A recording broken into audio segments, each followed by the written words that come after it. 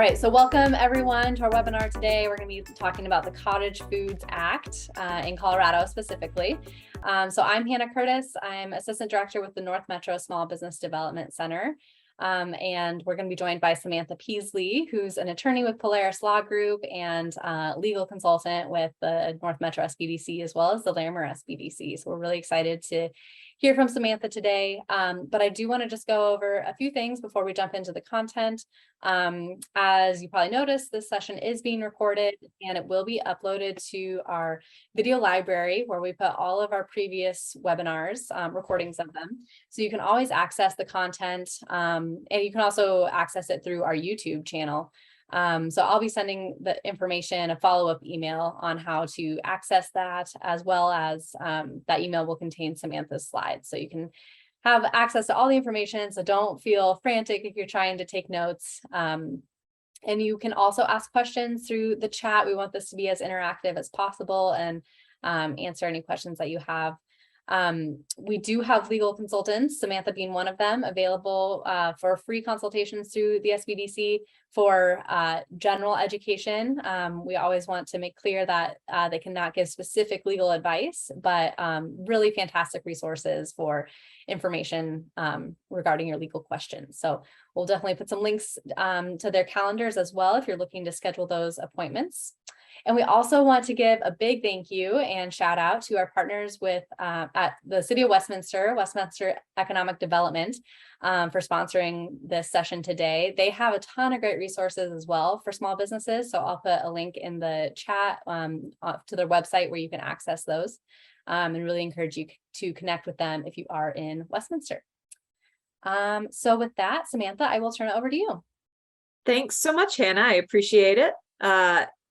I just want to, before I start, everyone may notice that there are some subtitles going on the bottom of my slides. I have my automatic subtitler turned on if that's easier for anyone.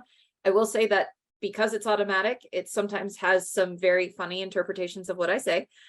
So I apologize if anything inappropriate comes up on that one.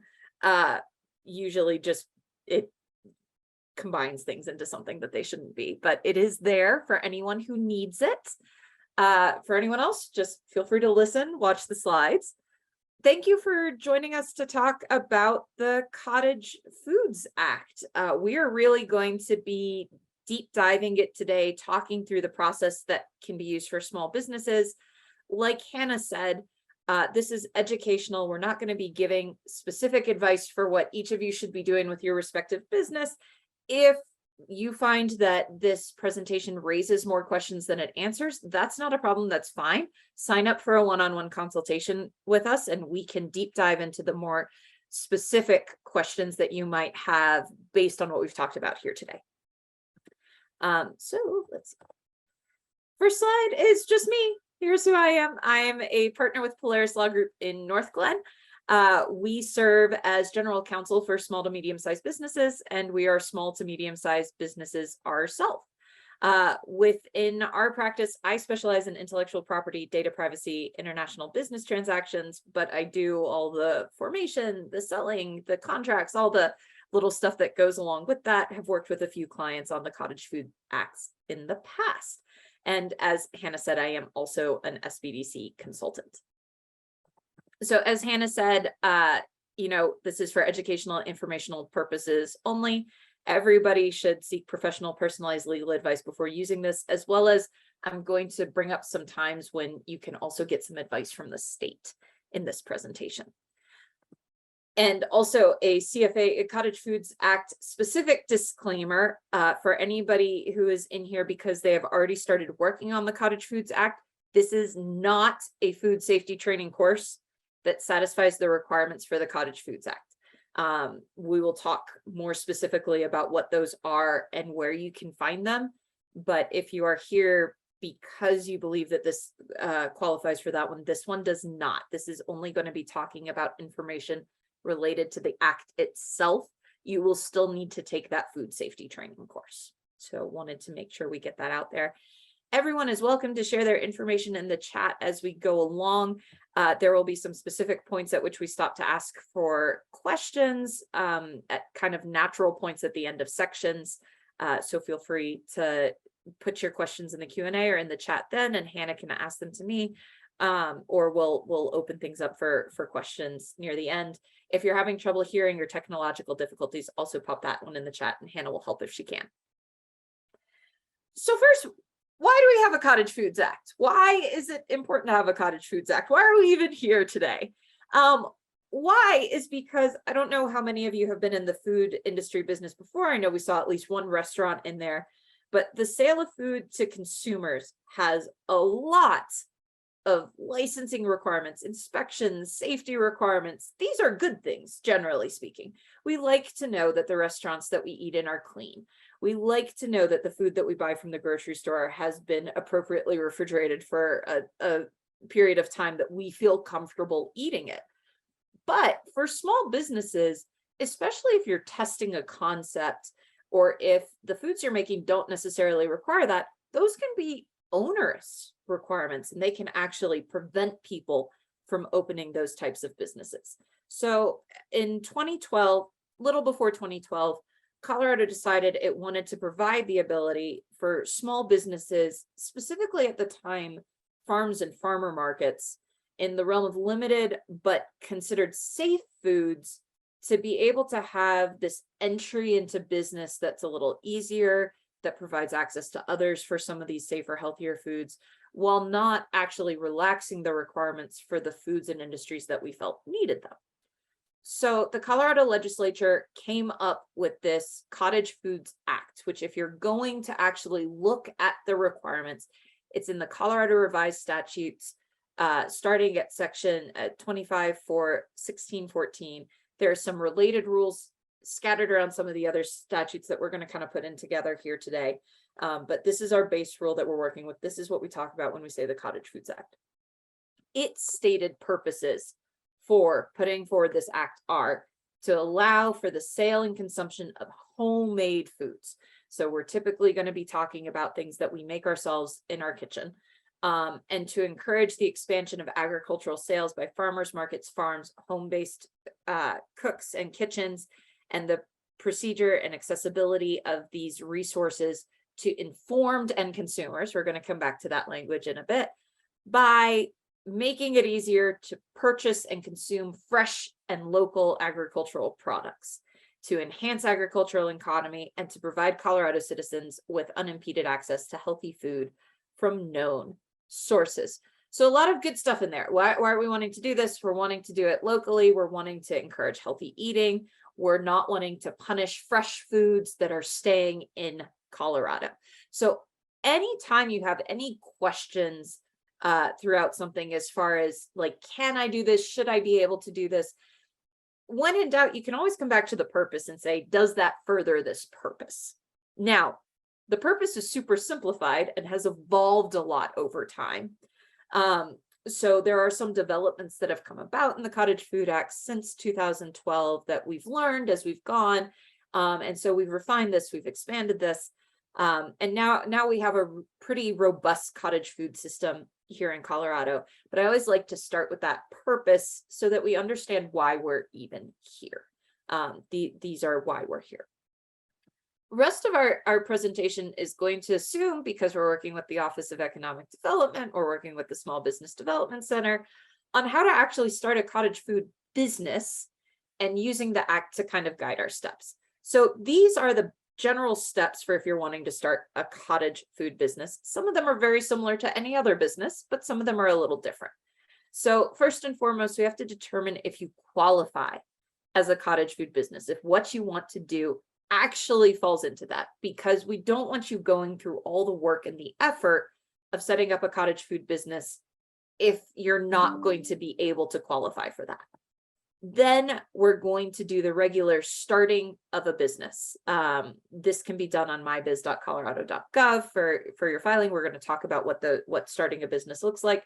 That's the part that is going to be the same or very similar as any other business. We have a number of training courses with the SBDC if you don't know how to do that. Next, you're going to have to take that qualified food safety training course that I alluded to at the beginning when I said this isn't that. We're going to talk about what those options for that are. Then you have to find your space, your location of production. Obtain insurance. That's another one of those things that every business is going to have to do. And then after you are actually making your foods, you have to comply with the packaging and labeling requirements. Then you can actually start selling. And then you're just going to maintain those requirements over time. So those are the steps that we're going to go through here. And I'll probably stop at the end of each of those little sections just to see if we have questions on those sections, save our big questions for the end. So first we have to determine if you're eligible. What falls within that Cottage Foods Act? We saw our purpose, we saw why we want to do it. So what has the legislature and the rulemaking authorities decided falls within the Cottage Food Act? Well, the baseline for eligibility is that we want people to be able to sell foods that don't require refrigeration or a specialized process for safety. So these are things that don't require a large manufacturing plant, don't require a large amount of compliance, don't require to be in a refrigerator for a long amount of time. So if you know that your product is something that requires refrigeration for safety or a specialized process, probably not going to be here. Now, specialized process, there are going to be some exceptions to that. So that's not always our best landmark, but that's our general rule here. Additionally, we're looking at things that have gone through minimal post-harvest processing to remove dirt, debris, dead leaves. So remember, our purpose back here was for those fresh things to be some of the ones that have sold. Well, if they have gone through some basic cleaning and sorting, that's fine. If they've gone through full processing, probably not so much. And we're going to go through some of the eligible and ineligible foods, but I also like to point out that the Colorado Department of Public Health and Environment offers opinions if you want something that you believe should be a cottage food, you're not quite sure where it falls, you can reach out to them before you get started and say, hey, here's what I'm doing, here's what I have. Would this fall within the Cottage Food Act or not? And in fact, that's how we've gotten our long list of eligible and ineligible foods down from about 6 or 7 of each of them. We now have a very long list of those. So I'm going to bring up some examples of eligible, some examples of ineligible to help you figure out here whether you think your particular foods might be eligible or ineligible. So I said things that don't require a specialized process. However, pickled produce is still considered eligible under the Cottage Food Act if it has a pH of 4.6 or below, and you do have to do that pH testing for your first batch of the year to see if these qualify. So some of these specialized processes are okay if it fits within these circumstances. So other eligible foods, dried spices and teas, makes sense. They don't need refrigeration, right? Nuts and seeds also seems to make sense. Dehydrated or freeze-dried produce, because once it's gone through that process, it doesn't need any help there. Canned fruits in syrup, very specifically. So canned fruits not in syrup are typically ineligible. Preserves, honey, and fruit butter. So if you have apple butter, if you have jellies, most of those are going to be eligible. There are some exceptions to those, which we'll see in the ineligible foods. Flour, tortillas are typically considered eligible here. Candies that don't require refrigeration, such as cotton candy or fudge. Fruit empanadas, so not meat empanadas, not cheese empanadas, but if all they have in the middle is fruit, those have been deemed to be eligible. Up to 250 dozen whole eggs per month, and that's a lot of eggs. If you are looking at eggs, I have not done all of the egg requirements in this presentation. There are a number of them out there on the Colorado Department of Health website. There is a fact sheet specifically for eggs, so I do highly encourage you, if you're looking at those as your eligible foods, to look that up. Baked goods without dairy-based fillings or toppings. So you can sell donuts, but you can't sell cream-filled donuts. You can't sell custard-filled donuts. You can sell jelly donuts. You can sell plain donuts. Roasted coffee beans. Frosting made with ghee or vegetable oil, but not butter or any dairy-based products. So again, you can do cupcakes if they have a ghee frosting, vegetable oil frosting, shortening frosting, or no frosting.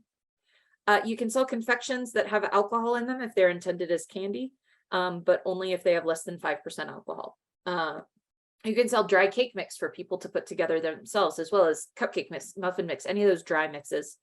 Granola bars, flavored vinegars and bitters. So all of those fall into the list of eligible foods. So if you know for sure that what you're doing is one of those, you're good to go.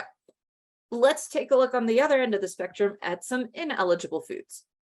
Any meat product is automatically ineligible. It doesn't matter what form it's in, doesn't matter how it's done. Any food with a meat product as an ingredient or topping is ineligible, and that includes frozen meals.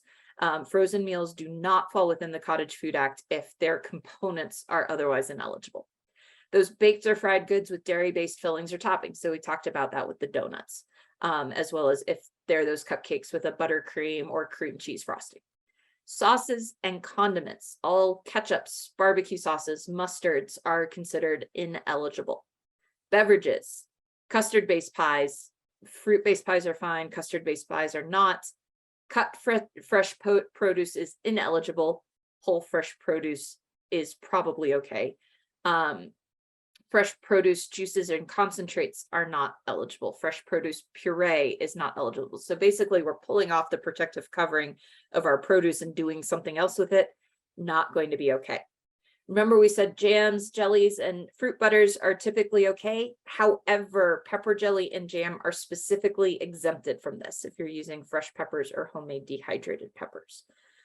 Anything containing CBD or THC is not eligible. Anything with more than 5% alcohol, not eligible. Low sugar versions of recipes that include sugar normally are not eligible. So if you're doing a stevia-based strawberry jelly, that is not eligible under the Cottage Foods Act. If you're doing a low sugar donut that is using some sort of sugar substitute, not eligible. Canned fruits or vegetables, generally, we had that exception for canned fruits and syrups.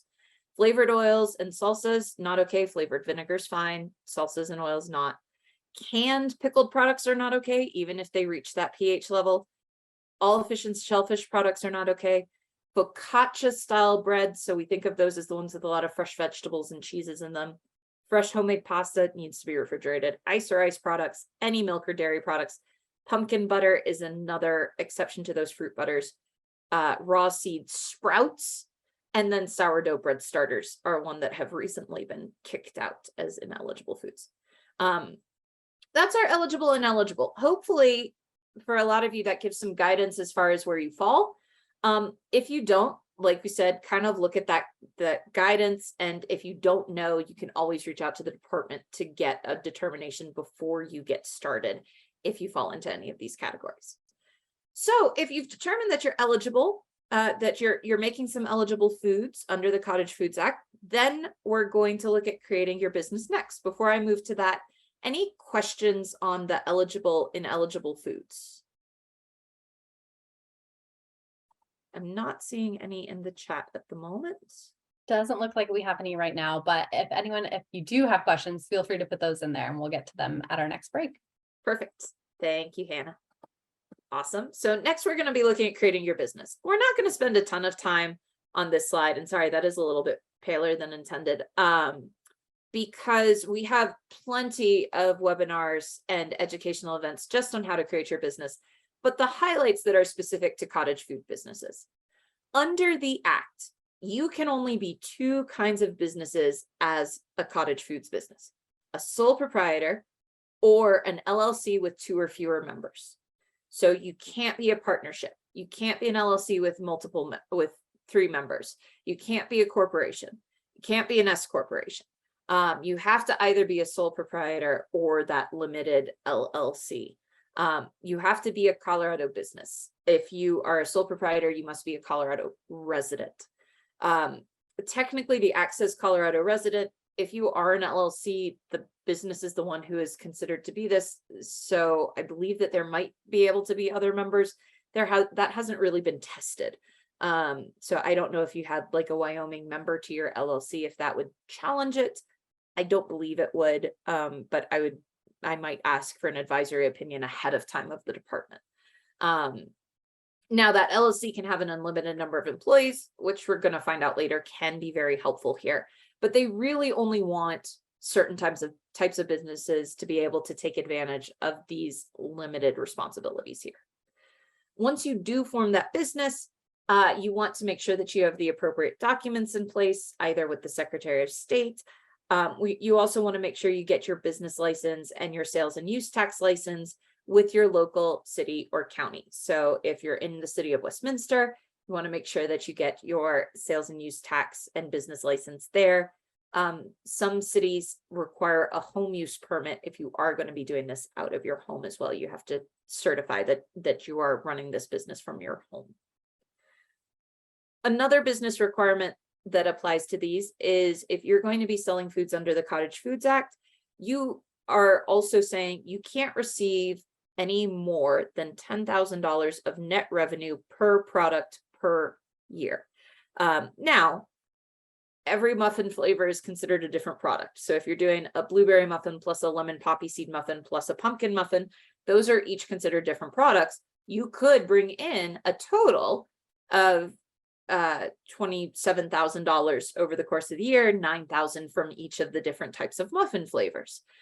But if you are making $12,000 in net revenue from those blueberry muffins, even if you're then only making $5,000 from the lemon poppy seed, you're going to fall outside of the Cottage Foods Act. You're going to need to do formal licensing. Now, just a reminder of what we mean by net revenue. Net revenue is the revenue from the sale minus your cost of goods and your standard costs. So it's not gross revenue. You get to take out your expenses before calculating that net revenue there. So that's kind of the business requirements that you have to undergo when you are going to be starting this. If you are going to be having employees, you will need to file with the state to do employment taxes. Luckily, it's the same filing that you do for sales taxes. We'll talk about sales taxes when we talk about the selling aspect of it. But that's starting the business. And I see that Hannah has put our webinar there that I was referring to in the chat. And we also have meetings with those SBDC consultants. So that's the easy part. That's the part that's not too unique here. So I'm going to jump into food safety training, and then we'll take questions at the end of this section. So you're eligible, you have a business. Now you have to undergo food safety training from a statutorily accepted source in order to have your Cottage Foods Act business. So instead of a full licensing registration requirements, you have this modified safety requirements. There are 3 sources that the statute says are valid for food safety training. So one is the food safety training for Colorado food producers that is currently offered by CSU Extension. It's an in-person class, classroom style, 3 to 4 hours, $40 the last time that I checked, and it's good for 3 years from the date of completion. After you've taken it, you can do the online course for reviewing it. And as Hannah pointed out, there's still a few available for this year if you're trying to get them in before the end of the year, which is awesome. Also another good way to meet other cottage food producers, because you have that in-person classroom style experience. So it's a good way to see who else is in the industry, exchange questions, tips, all of that good stuff, but full food safety training. If you can't commit 3 hours to an in-person class at the times that they have scheduled, there is also a full online option that's called the Food Handler's Card. You have to get this from the state food safety site. It's all online. It's only $10. It's good for 3 years. The nice thing about this one is they offer it in about 6 or 7 different languages. So if you feel uncomfortable taking that course in English, the Food Handler's Card may be a really good option for you, as well as if you have some employees who are going to be helping out and that they're not as comfortable in English. So this is a really good alternative. And then the third option is a little bit more case by case, a little more ad hoc. The state allows for local public health agency food safety trainings to count under the Colorado Food Safety Act. These are trainings that are usually done for restaurant operators and staff, those who need the full licensure here. If the agency allows, then anyone under the Colorado Food Act can also attend these ones. However, most of the local public health agencies right now are actually contracting these out. So for example, Adams County the one that they recommend that's different from the other two we've already mentioned is ServSafe Food Handler course. Broomfield works with AllerTrain Food Handler course for those. If you're in a different county, you can always check and see what they offer. Both of these also refer back to the other two that we've talked about. So that's how you get your food safety training. So any questions about business or food safety trainings? Hannah's put a ton of links into the chat for how to find each of these things. Awesome. Okay, well, gonna keep moving then. So next, now you have, you're eligible, you've started your business, you've taken your training. Let's find you some space to cook, right? So the space is a very important component of the Cottage Foods Act because it is the only way that you're really allowed to cook in your own home kitchen is under this Cottage Foods Act. If you were typically in one of the more licensed jurisdictions, you don't have that. So the options under the Cottage Foods Act are you can use a home kitchen, a commercial kitchen, it's supposed to be a private kitchen, not a privacy kitchen, or a public kitchen. Another thing that the Cottage Foods Act does that is really nice is it specifically provides protection for schools and nonprofits who are allowing others to use their kitchen space under this act. So if you are part of a nonprofit organization that is trying to encourage people to sell goods under the Cottage Foods Act, to understand how running that business works. I know Mi Casa used to run a program, something like that. I'm not sure if they still do. That nonprofit is protected from liability so long as their procedures are safe, they're not intentionally causing any issues. But your home kitchen is also a place that you can do for that. Typically, I do also say at this point, you should be looking at insurance. Once you know what your space is, make sure that you get some general liability insurance, as well as some entities will also offer home bakery liability insurance.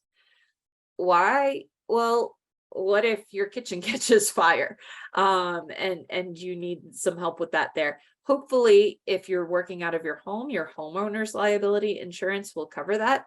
But sometimes if you're doing something for your business, it won't. Sometimes if you're working in a commercial kitchen, they may require you to have some kind of insurance to protect them before you start working there so that they know that if you start a fire there, your insurance will cover it.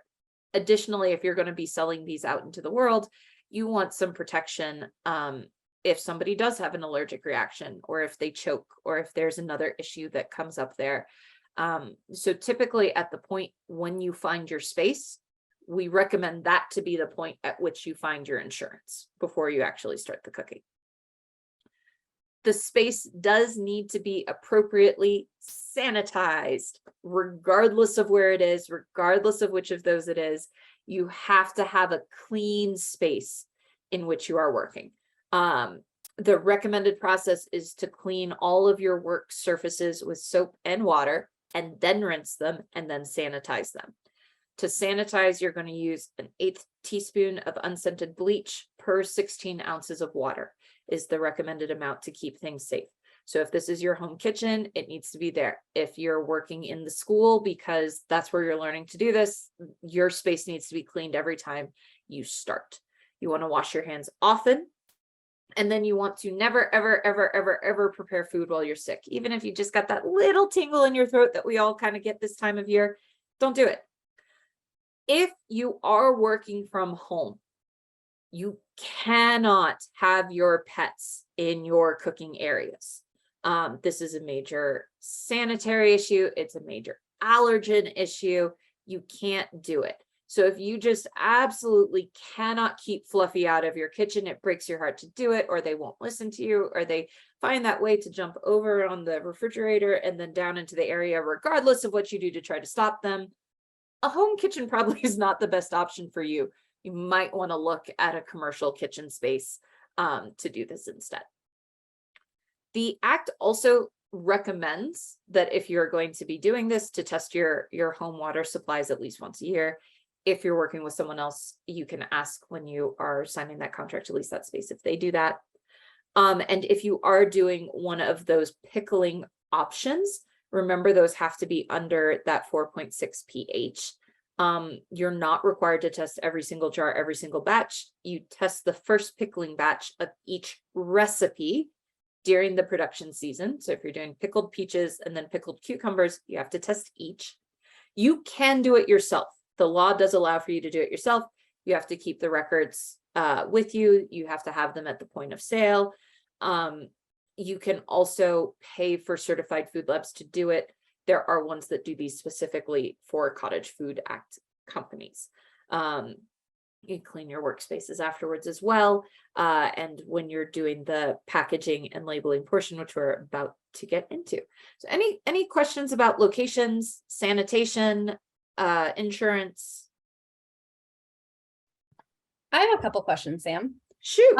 I know we have a couple clients who have used like a ghost kitchen scenario, which maybe would be different because a lot of times those are situations where they're then like delivering the food. But would that fall under, you know, if they're not delivering the food, if they're just using that as the space to prepare the products, would that fall under like public kitchen?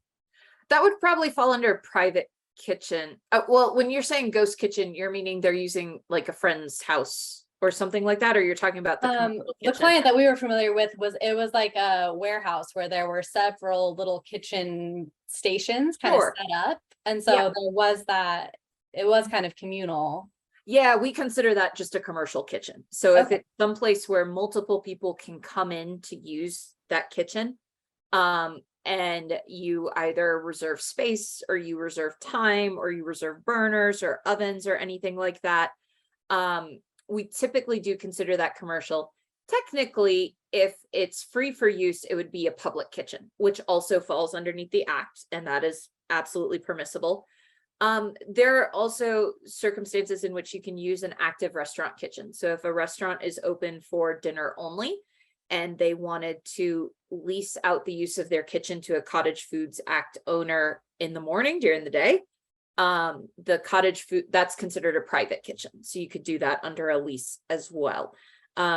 So very friendly as far as which kitchens you can use, so long as they're sanitized. And we'll find out in the labeling, you have to disclose the kitchen they were cooked in, as far as the labeling goes, or the location of them.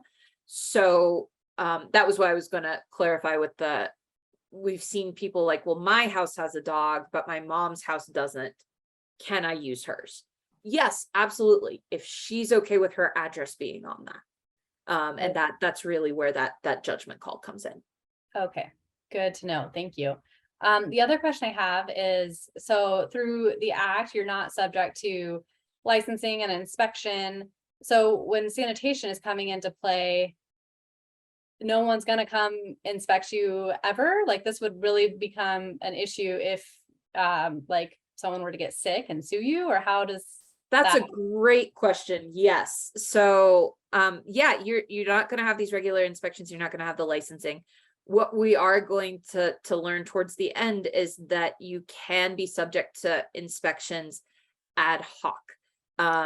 So the triggers for that are if somebody sues you, but also if one of your employees complains, or even potentially if you are working in a ghost kitchen and one of your coworkers is like, that's disgusting, that guy never washes his hands, they can report you as far as that goes. When we're going to talk about what happens when they do inspect you later, but that's really it.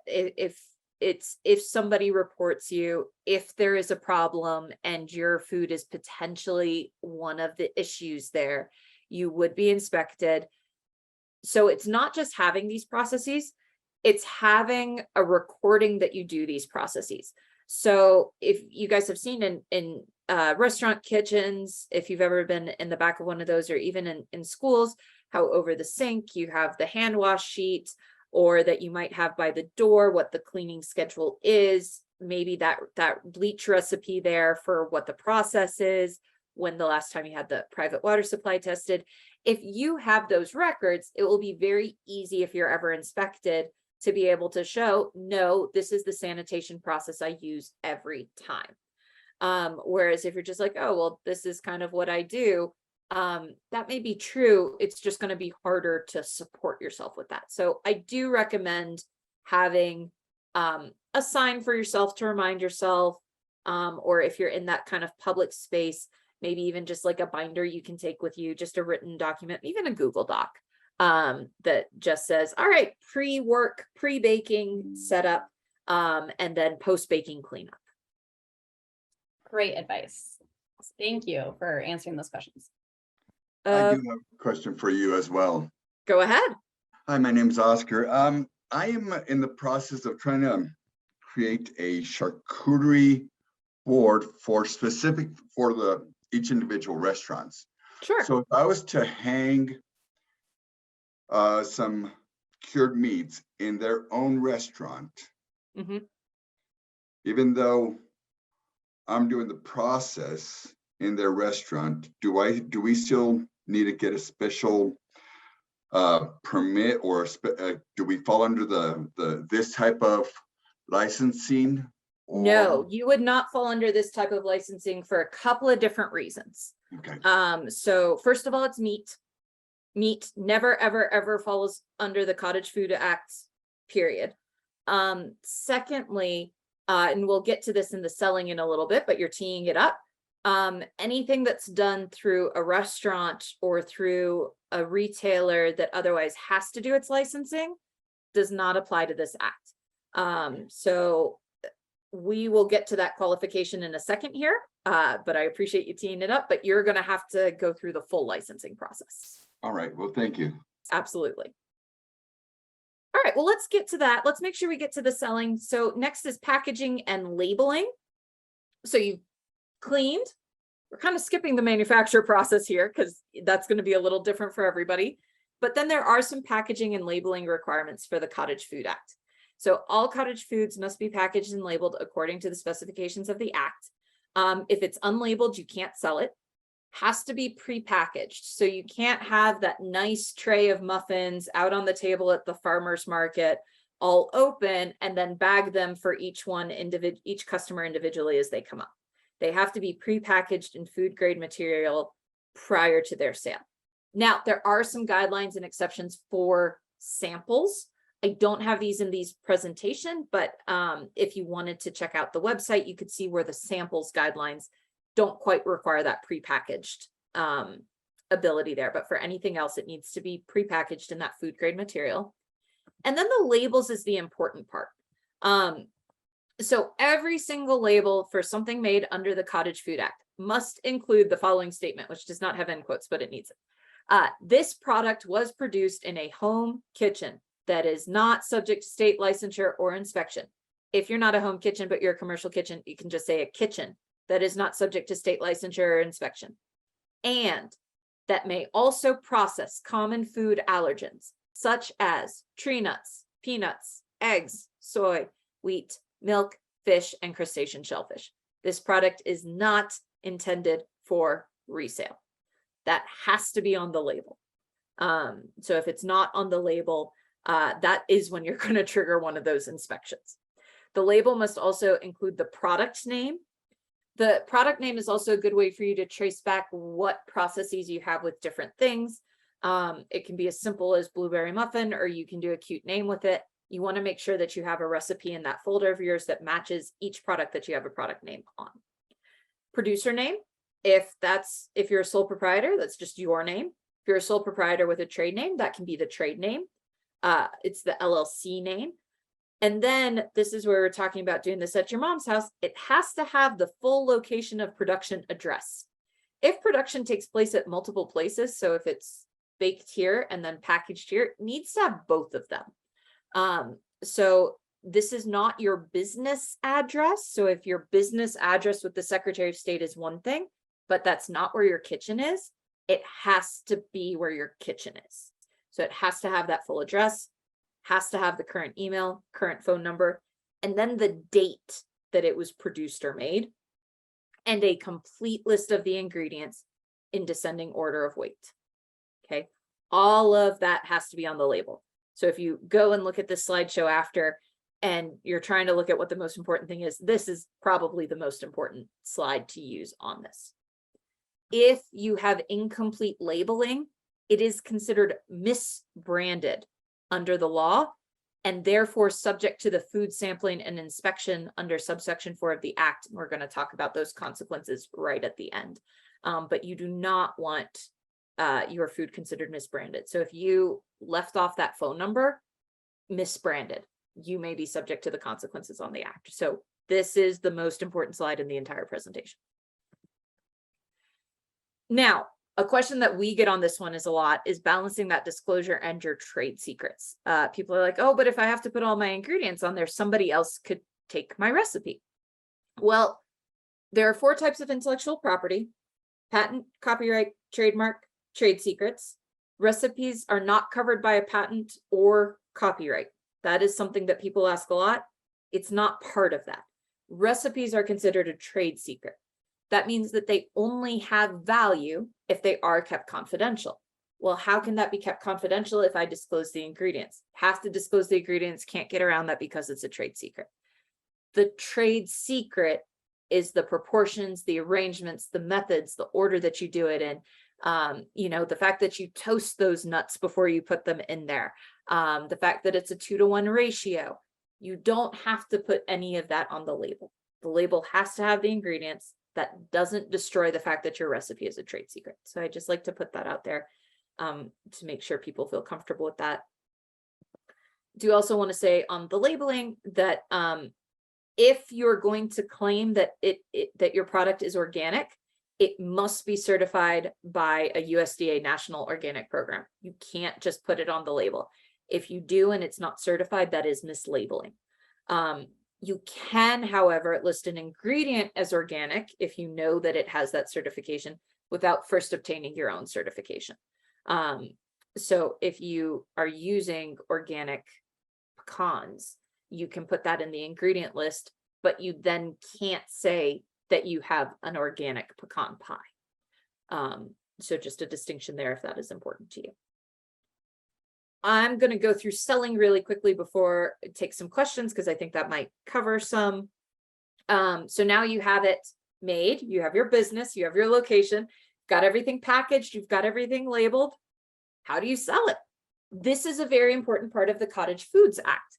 The process of sale will also determine whether you are eligible under the Cottage Foods Act. So remember in that purpose, we had that phrase informed end consumer. That is really, really important. Sales of a product under the Cottage Food Act can only be directly to an informed end consumer who is located in Colorado. If it's interstate, if it's going up to Wyoming, does not qualify under Cottage Food Act. If you're selling it to a restaurant and the restaurant sells it to their consumers, Oscar, then that does not fall under the Cottage Food Act. Can't be selling it to anyone who will resell it. Can't be selling it to restaurants or food trucks, grocery stores, retailers. It can be online so long as it doesn't travel in interstate. If it goes directly from your website to the end user, to the end consumer, then that will work as far as that goes.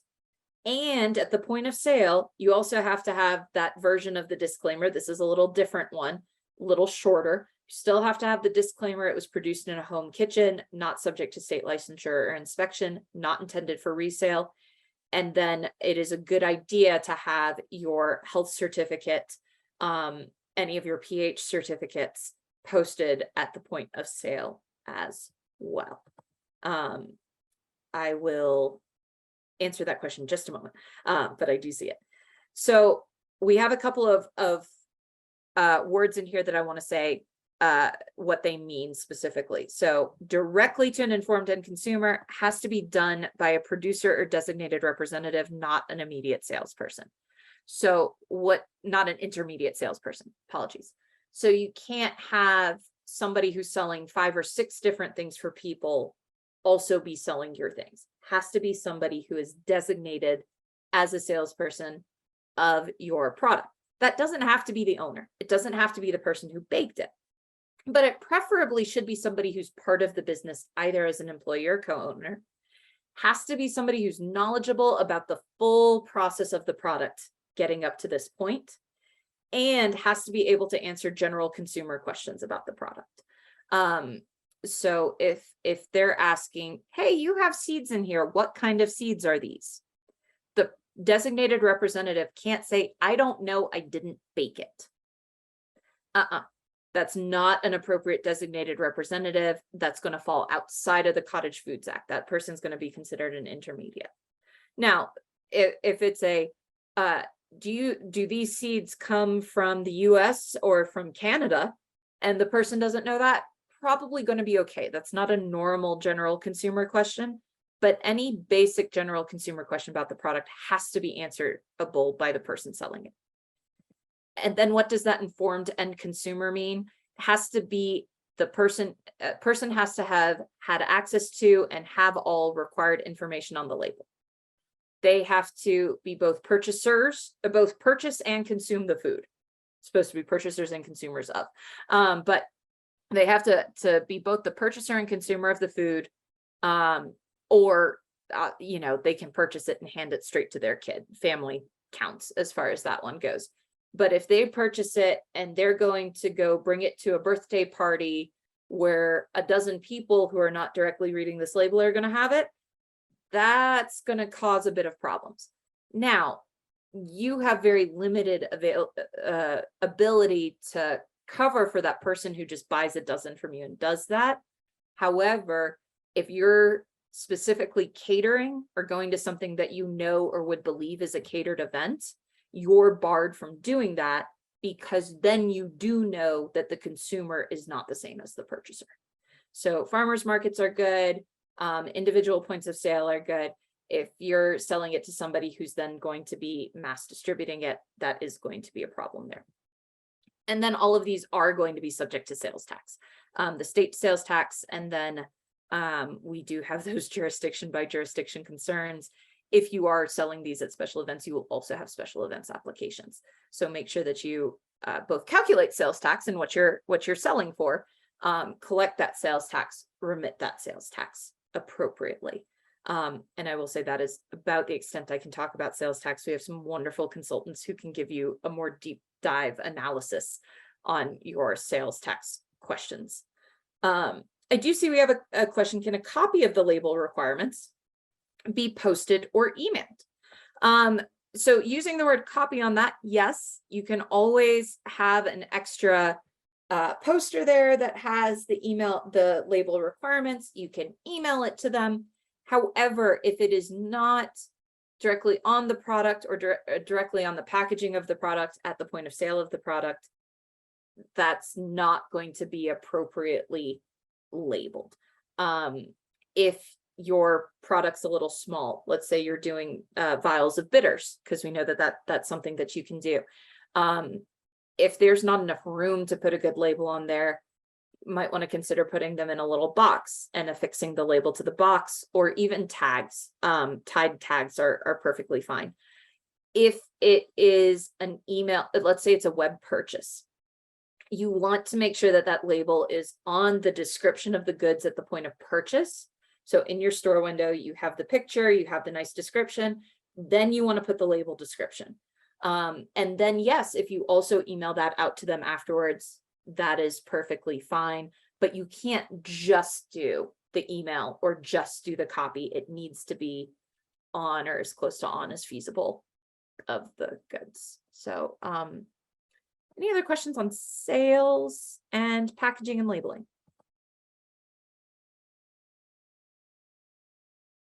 Okay, we're almost there, and then we'll take some big overall at the end questions. This is our Add and Beyond. So what do you do after you've done that? What happens after you've done that? We talked a little bit about your records previously, but make sure that you're maintaining all these records. So your business records, your meeting minutes, your foundational documents, any contracts that you have, any state filings that you've done. Because if you are a limited liability company, you're not maintaining those records. If somebody does sue you, you'll be found not to be a limited liability company. So those are exceptionally important. You're required by the Act to maintain your production records. So your recipes, the recipes tagged to the product names that are appropriate, how much you prepare on what date, how much you sell on what date, where you prepare them. If you're doing those picklings, what the pH tests are, what sources of ingredients you have. Good idea to keep those contracts with your producers at the same place as your production records. Really, really, really important to keep all of those. Your financial records, your gross sales receipts, your sales tax collected, your sales tax paid, your general taxes. But remember, you have those net revenue requirements. If you go above them, you'll be outside of the Cottage Foods Act. So you want to make sure that you're keeping those, keeping up with them regularly, understanding what's going on. One giant big old binder for your company, nice folder on your computer. The internal processes and procedures, such as your sanitation processes, how you train your employees if you have them, or your salesperson on what your ingredients are, how you use them, how you do them, and any of those actual training records, so that you can show, yeah, they forgot that there were sesame seeds in there. I've told them a million times, this is not on me. I should not be responsible for the fact that my designated representative forgot this when they've been through multiple trainings on this particular product. If you're training yourself, not as big of an issue, but you still want to make sure that you understand where your scripts are, what your frequently asked questions are, and how to answer them. And then the least favorite part that everybody has, what are the consequences if you're not in compliance? How does anybody ever look at those records? So if you have mislabeled something, if somebody gets sick, if an injury is suspected, if somebody just turns you into the local health department, you could be subject to food sampling and inspection. This can happen at the state, county, district, or regional level, depending on where they report to, where it goes to, where the issue comes in. So what they will do in the event of that food sampling and inspection is they will come to your location where you actually cook it, where you actually make the products, where you package the products. They will ask to see all of those sanitation policies and procedures. They'll ask to see your recipes. They might ask you for a fresh batch so that they can test that. They may bring it to a lab. If all of that comes out great, then fantastic. You've just lost a couple of hours while you had to deal with the inspection, and probably a year off your life from stress, but otherwise you're fine. And it's not a problem. Well done. You kept everything in place. Everything worked well. If you fail the inspection, if you find that you are misbranded, so if you have labeled something incorrectly, if you have acted like you're a cottage food business when you're not, if you have improperly put your business address instead of the production location address, or if you're suspected in a foodborne illness, those will all trigger these. If you're found to be non-compliant, whatever agency did the inspection has some remedies. They can embargo the product at your expense, which means they seize everything that you have and prevent you from selling it in the future. They can perform an injunction. They can do that permanently or until you get your act together. So if they say that you're misbranded, they can embargo your product until you've provided a compliant label. If the product is suspected in a foodborne illness outbreak, they may say, hey, you need to stop working with this supplier. You're embargoed until you have proven to us that you found a new supplier, or that you've recalled everything on this particular batch. Condemning the product would mean they seize all of it and destroy it. They will do both of those at your expense. You will have to pay those, as well as cost, fees, storage, and any other expenses if there's storage required. It's also a criminal misdemeanor, which is not fun. Nobody wants to be accused of a misdemeanor, have that go onto your criminal record. So if you are found to be non-compliant, that is an option. Usually they will only consider it a criminal misdemeanor if they can show that you should have known and you didn't. They will not go there as the first option usually. But I do want to caution everybody that that is in fact a criminal misdemeanor. You may also be found to be operating a food establishment without a license. Oscar, I'm going to pick on you ever so slightly since you did offer this up.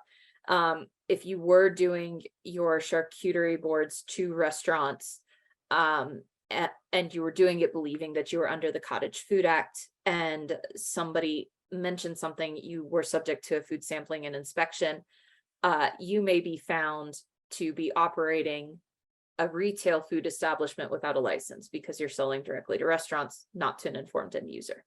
They may assess any unpaid license fees for as long as you've been doing that, require you to pay fines, require you to pay penalties, prevent you from doing anything with your business until you get your licensing up and running. That's what that injunction is. And it could still be considered misbranding. So you could also be considered to be, have committed a misdemeanor. We don't want that, which is why we're all here at this presentation. I put the consequences last because no one likes to talk about them, but they are important to know as far as any of that goes. So hopefully, though, what we've done is we've given everybody a good idea. Oops. There's my information. It will stay up like that. Good idea of what does and does not fall under the Cottage Foods Act, how to comply with it. A nice big full presentation there with a lot of stuff, but we've got a couple of minutes and I'm happy to stay on for an extra 5 or so if anyone has any questions. And thank you so much, Bob. Love working with you too. Appreciate that. Yes, I will show the label requirement slide again. And Hannah has also put, if you need a one-on-one consult, how to schedule for that one. But here's that labeling slide, and Hannah's going to send out the slideshow afterwards. And this is pretty predominant on the health department's website, as well as they have some fact sheets out there if you are worried that you're going to forget what this one is.